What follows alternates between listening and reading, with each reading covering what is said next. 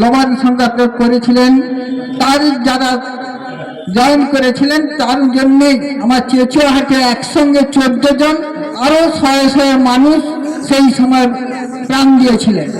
এবং ক্ষুদিরাম বসু দাগ লুণ্ঠন করেছিলেন এবং কিংসফোর্ডকে মাতৃ যে ধরা পড়ে তিনিও এই দাসপুরেই মানুষ হয়েছিলেন, লেখাপড়া শিখেছিলেন, অল্প বয়স থেকে এই দাসপুরেই ছিলেন। আজকে প্রদ্যুৎ ভট্টাচার্য তিনিও এই দাসপুর ওয়ানেই জন্মগ্রহণ করেছেন। আজকে অনেক মহাপুরুষ যারা বিপ্লবীরা প্রচুর কিন্তু দাসপুর সবচেয়ে বেশি আন্দোলন করেছিলেন। তখন কিন্তু অভক্ত মেদিনীপুর 3টি জেলা নিয়েই আমার মেদিনীপুর ছিল।